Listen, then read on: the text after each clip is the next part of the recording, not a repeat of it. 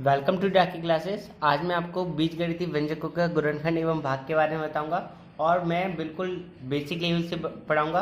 और इसके जो गुणनखंड है इस चैप्टर से यूपी टेट में भी पूछे आते हैं इसके क्वेश्चन। एक क्वेश्चन जरूर आता है गुणनखंड से, ठीक है। तो इस चैप्टर को बिल्कुल जीरो लेवल से स्टार्ट करेंगे। अगर कोई भी आपको प्रॉब्लम है तो आप कमेंट के माध्यम से आप पूछ सकते हो, ठीक है। तो स्टार्ट करते हैं बीजगणितीय व्यंजकों का गुणनखंड एवं भाग। पहले हम समझते हैं कि चर और अचर होते क्या है। चर और अचर, ठीक है। तो चर होते हैं आपके एक्स वाई जेड, है ना। तो ये क्या होते हैं? ये चर होते हैं। एक्स वाई जेड क्या होते हैं? चर होते हैं। और अचर क्या होते हैं? आपके जो नंबर्स होते हैं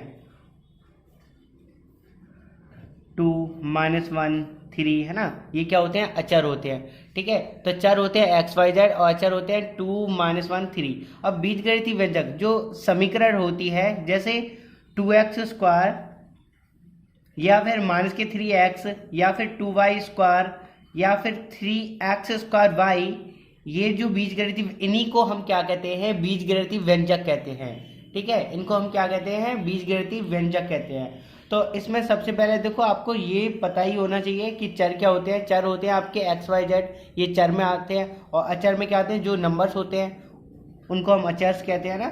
जैसे 2x² -3x 2y² 3x²y, जो समीकरण होती है उन्हीं को हम क्या कहते हैं? बीजगणितीय व्यंजक कहते हैं, ठीक। तो अब हम समझते हैं इसमें बीजगणितीय पद क्या होते हैं। तो बीजगणितीय पद इसके पद के नाम से ही पता चल रहा है।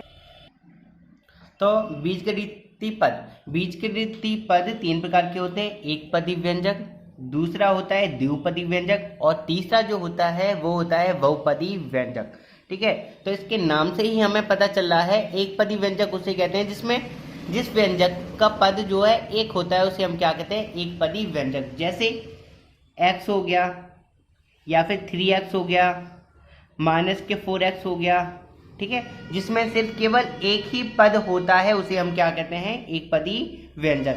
या आप x² भी ले सकते हो, है ना, जिसमें सिर्फ एक पद होता है। और द्विपदी व्यंजक उसे कहते हैं जिसमें 2 पद होते हैं। कितने पद होते हैं? 2 पद। जैसे 3x² + x।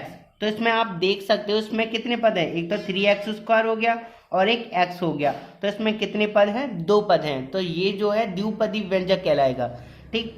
अब देखो -4x और -x² कुछ भी ले सकते हैं हम, है ना।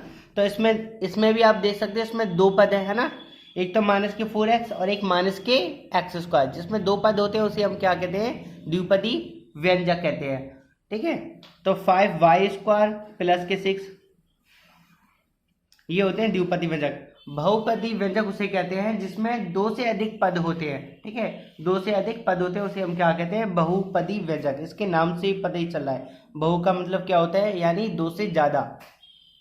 जैसे x² + 3x + 6। अब इसमें आप देख सकते हो इस बीजगणितीय व्यंजक में 2 से ज्यादा पद हैं। x² 3x ये 2 पद है, यानी 6।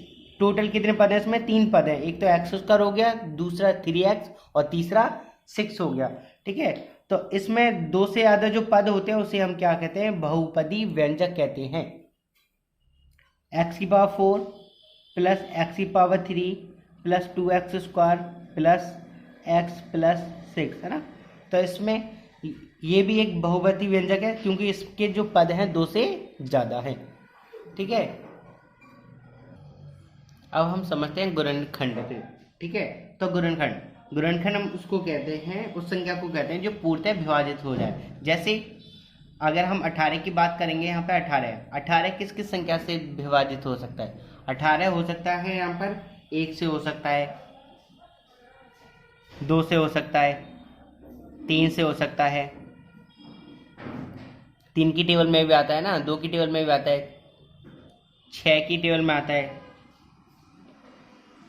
और 18 की टेबल में आता है, ठीक है। तो इस हिस्से ये विभाजित हो सकता है। तो 18 के जो गुणनखंड हुए, 1 हो गया, 2 हो गया, 3 और 6 और 18। ऐसे ही अगर हम बात करें यहाँ पे 36 की, 36 किस किस से जाएगा?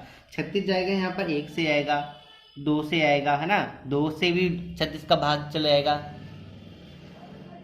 3 से भी चले जाएगा, है ना। 3 एकम 3, 3 6 और 4 की टेबल में भी आता है 36, 6 की टेबल में भी आता है ना, 9 की टेबल में आता है, और 12 की में आता है, और 18 की में, ठीक है। और 36 से भी ये भाग जाएगा, तो इसके गुणनखंड हो जाएंगे 1 2 3 4 6 9 12 18 और 36, है ना। अगर हम बीजगणितीय व्यंजकों के गुणनखंड की बात करें तो 3x², मान लें कि 3x² है, ठीक है। तो 3x² के जो गुणनखंड होंगे तो इसको हम कैसे तोड़ सकते हैं, इसको हम लिख सकते हैं 3 गुणा x गुणा x, क्योंकि जो x की जो घात है 2 बार है, तो इसको हम कैसे लिखेंगे 3 गुणा x, ठीक है। तो 4x की घात 3, अगर मान लो 4x की घात 3 हो और y की घात 2 हो, तो इसको हम लिखेंगे यहाँ पर, इसके गुणनखंड कैसे करेंगे, इसके गुणनखंड करेंगे यहाँ से 4 के गुणनखंड करेंगे 2 गुणा 2 दूनी 4, और x की घात 3 के गुणनखंड करेंगे 3 बार x गुणा x, और y के गुणनखंड करेंगे y 2 बार y गुणा y। तो 4x⁴y² की ये हो जाएंगे गुणनखंड, ठीक है। ये तो थी संख्या के गुणनखंड और ये थी बीजगणितीय व्यंजकों के गुणनखंड, ठीक है। एक और उदाहरण ले लेते हैं, जैसे 4x² है ना। तो देखो 4 के गुणनखंड करेंगे यहाँ से 2 गुणा 2, और x² को हम लिखेंगे x गुणा x, और y तो 1, y की घात 1 है, तो y को तो हम 1 बार लिखेंगे, ठीक है। तो y, तो इस प्रकार ये हो जाएंगे बीजगणितीय व्यंजकों के गुणनखंड। अब हम समझेंगे कि इस बीजगणितीय व्यंजक में हम उभयनिष्ठ कैसे लेते हैं। उभयनिष्ठ को हम इंग्लिश में कॉमन कहते हैं। अब देखो एक हम बीजगणितीय व्यंजक लेते हैं, एक समीकरण लेते हैं, यहाँ से हम लेंगे यहाँ से 5x + 5y। तो इसमें से हमें क्या लेना पड़ेगा, उभयनिष्ठ लेना पड़ेगा। उभयनिष्ठ यानी कॉमन, है ना। इसके हमें इस समीकरण के हमें गुणनखंड करने हैं, है ना, ठीक है। गुणनखंड कैसे करेंगे, देखो 5x के अगर हम गुणनखंड करेंगे 5 गुणा x लिखेंगे, लिखेंगे कि नहीं, और हम 5y के गुणनखंड करेंगे 5 गुणा y लिखेंगे। अब देखो इसमें से कॉमन क्या आ रहा है, उभयनिष्ठ क्या आ रहा है, 5 आ रहा है ना। तो 5 बाहर आ जाएगा, तो क्या बचेगा अंदर, x + y, एक x बचा और दूसरा y बचा, ठीक है। अब दूसरा एग्जाम्पल ले लेते हैं यहाँ से हम, 3a + 12b + 18c। अगर आप इस समीकरण में देखोगे तो देखो चर में से तो कोई कॉमन नहीं आ रहा, ए बी सी में से कोई भी कॉमन नहीं आ रहा, ठीक है। तो ए बी सी में से तो कोई कॉमन नहीं आ रहा। अब देखोगे आप 3 और 12 और 18, 3 12 18 में से उभयनिष्ठ जो आ रहा है वो 3 आ रहा है, ठीक है। क्या आ रहा है, 3, क्योंकि 3 का जो है ना तीनों की संख्या में डिवाइड हो जाएगा, 3 में भी चला जाएगा, 12 में भी भाग चला जाएगा, और 18 में भी भाग चला जाएगा, ठीक है। तो 3 कॉमन आ रहा है इसमें। तो 3 एकम 3, तो एक को हम लिखें या नहीं लिखें कोई दिक्कत नहीं है। तो देखो 3 चौक 12, 4 भी, और 3 छिंग 18, इस प्रकार इसके ये गुणनखंड हो जाएंगे, है ना, ठीक है। तीसरा है यहाँ पर 4x² + 8x² y², ठीक है। इसके हमें गुणनखंड करने हैं। अब इसके गुणनखंड हम कैसे करेंगे, देखो 4 और 8, है ना, 4xy² + 8x² y। तो इसमें से देखो 4 और 8 में से, ये ध्यान से देखो, है ना, इसमें तो मैं डायरेक्ट बताऊंगा तो डायरेक्टली समझ लेना चाहिए अच्छे से। अब देखो 4 और 8 में से जो कॉमन आ रहा है, उभयनिष्ठ आ रहा है 4 और 8 में से, 4 का जो भाग है 4 में भी चला जाएगा, और 4 का भाग 8 में भी चला जाएगा। तो संख्या में से जो उभयनिष्ठ आ रहा है वो क्या आ रहा है, यहाँ पर 4 उभयनिष्ठ आ रहा है। अगर हम देखें यहाँ पे x और x², है ना। अब इसके बाद किसका नंबर है, x का है, तो x और x² में से अगर आप देखोगे यहाँ पर उभयनिष्ठ, तो सबसे छोटी पावर किसकी है, x की घात 1 है ना, x की घात 1 है, यानी x की घात 2 और x की घात 1 में से छोटी पावर देख लो बस आप। तो छोटी पावर क्या है, x है ना, तो x कॉमन आ गया। अब देखो, है ना, x², x में छोटी घात क्या है, x है, तो x कॉमन आ गया। अब देखो y², यहाँ भी y² है और यहाँ भी y² है, तो y² तो पूरा ही कॉमन आ जाएगा। फिर हम क्या लगा देंगे, ब्रैकेट लगा देंगे। अब क्या बचा, 4 तो बाहर आ गया और x भी बाहर आ गया, है ना, तो y² भी बाहर आ गया, तो यानी पूरा ही कॉमन आ गया। तो क्या बचेगा, 1 बचेगा, प्लस का साइन प्लस ला दिया। 4 की टेबल में 8 कितनी बार जाता है, 2 बार, तो 4 दूनी 8, है ना। दो एक्स है, एक एक्स बाहर आ गया तो एक एक्स बचा, वाई स्क्वायर तो कॉमन आ गया, तो इस प्रकार इसकी क्या हो गए, गुणनखंड हो गए। ठीक है, देखो अगला जो, ठीक है, तो y square plus z x plus x y plus z y के गुणनखंड करने हैं। तो यहाँ पे हम क्या करेंगे, इस चार पद है ना, चार पदों में से हम क्या करेंगे, सबसे पहले दो दो के पेयर बना लेते हैं, जोड़े बना लेते हैं दो दो के। ठीक है, तो वाई स्क्वायर, अगर हम वाई स्क्वायर जेड एक्स की बात करें तो वाई स्क्वायर जेड एक्स में अगर आप देखोगे इसमें से कोई उभयनिष्ठ आ रहा है, इसमें से कोई कॉमन आ रहा है ना, यहाँ पे जेड एक्स है, यहाँ पे वाई है, तो उभयनिष्ठ तो आ नहीं रहा, तो हम क्या करेंगे, पद को इधर उधर कर देंगे, यानी वाई स्क्वायर है, वाई स्क्वायर के साथ हम क्या ले लेंगे, यहाँ पे एक्स वाई ले लेंगे, और बचा क्या, z x plus z y बचा, ये बचा ना।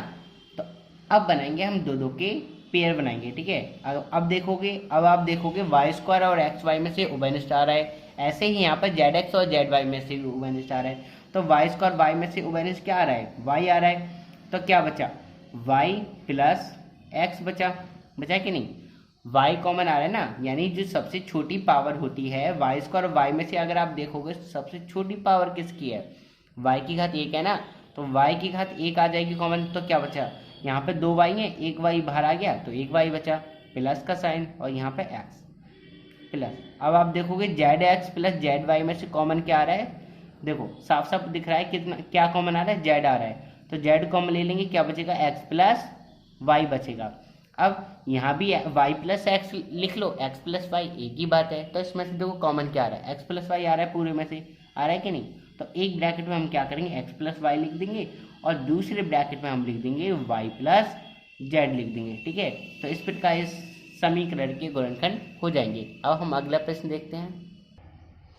अब x square y z plus x y square z plus x y z square के गुणनखंड कीजिए। तो हमें क्या करना है, इस समीकरण के गुणनखंड ज्ञात करने हैं। तो अब हम क्या करेंगे, देखो इसमें जो पद आपको नजर आ रहे हैं, ये इसमें नजर आ रहे हैं, तीन पद नजर आ रहे हैं।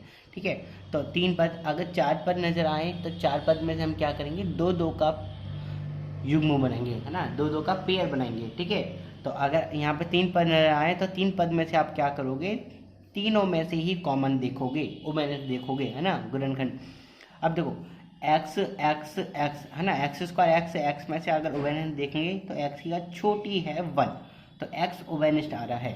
अगर वाई वाई स्क्वायर वाई में देखोगे वाई की घात 1, वाई छोटी है ना, जेड जेड जेड स्क्वायर में देखोगे जेड की घात एक छोटी है। ठीक है, तो ब्रैकेट के अंदर देखो कैसे लिखोगे, दो एक्स है, एक एक्स बाहर आ गया तो कितना एक्स बचा, एक एक्स बचा, है ना, तो वाई जेड तो पहले से बाहर ही है, प्लस का साइन, एक्स भी बाहर है, जेड भी। अब देखो दो वाई हैं, एक वाई बाहर ले लिया तो कितने वाई बचे, एक वाई बचा। ठीक है, एक्स और जेड तो दोनों ही बाहर आ गए, प्लस एक्स वाई कॉमन है ना, एक्स वाई भी है, तो जेड, दो जेड हैं, एक जेड बाहर आ गया तो क्या बचा, एक जेड बचा। ठीक है, तो इस प्रकार इसके इतने ही गुणनखंड हो जाएंगे, यही इसका आंसर है। देखो अब हमें क्या करना है, इसके गुणनखंड करने हैं, यहाँ से गुणनखंड ज्ञात कीजिए। ये जो समीकरण नजर आ रही है ये है द्विघात समीकरण। ठीक है, इसको हम द्विघात समीकरण कहते हैं। ठीक है, द्विघात समीकरण उसे कहते हैं जिसकी हाईएस्ट, जिसकी अधिकतम घात 2 होती है, उसे हम क्या कहते हैं, द्विघात समीकरण कहते हैं। ठीक है, तो इसमें देखो अधिकतम घात 2 है, तो इसके जो गुणनखंड हैं कुछ इस प्रकार होंगे। देखो पहला प्रश्न है यहाँ से x square plus 5x plus के 6। अब इसके जो गुणनखंड है आपको क्या करने हैं, 6 है, 6 के ऐसे गुणनखंड करो कि प्लस करके, यहाँ पे किसका साइन आ रहा है, सिंबल जो आ रहा है, साइन जो आ रहा है प्लस का आ रहा है, किसका आ रहा है, प्लस का। तो 6 के ऐसे गुणनखंड करो कि जोड़ के कितना आ जाए, 5 आ जाए। ठीक है, तो 6 के अगर हम गुणनखंड करेंगे कैसे हो जाएंगे, 2 गुणा 3, 2 3 6, है ना, अगर हम 2 3 6 यानी गुणा करके 6 आ गया, अगर हम 2 और 3 को जोड़ देंगे कितना आ जाएगा, 5 आ जाएगा ना। तो इस प्रकार होते हैं इसके गुणनखंड। ठीक है, यानी गुणा करके 6 आ जाए और जोड़ के 5 आ जाए, यानी बीच वाला पद आना चाहिए, है ना। ठीक है, तो 6 के गुणनखंड करने पड़ेंगे। सबसे पहले 6 के गुणनखंड करें, 2 गुणा 3 तो कितना हो जाएगा, 6 हो जाएगा। तो गुणनखंड करके जोड़ के कितना लेके आना है, 5 लेके आना है। ठीक है, तो 2 और 3 कितना हो जाएगा, 5। तो अब देखो एक्स स्क्वायर प्लस, इसमें 5x की जगह ऐसे लिख सकते हैं यहाँ पर, 2x प्लस 3x लिख सकता हूँ ना, एक ही बात है। ठीक है, अब हमें क्या करना है, दो दो का पेयर बनाना है। ठीक है, तो एक्स स्क्वायर 2x में से कॉमन क्या आ रहा है, x आ रहा है, तो क्या बचेगा x प्लस 2। इसमें से कॉमन क्या आ रहा है 3, तो क्या बचेगा x प्लस 3 2 है 6। ठीक है, 3 1 जा 3 और 3 2 है 6। पूरे में से कॉमन क्या आ रहा है x प्लस 2, और बचा क्या, ये वाला x और ये प्लस 3। ये गुणनखंड हुए इसके। देखो सेकंड वाला है x square minus 10x plus 21।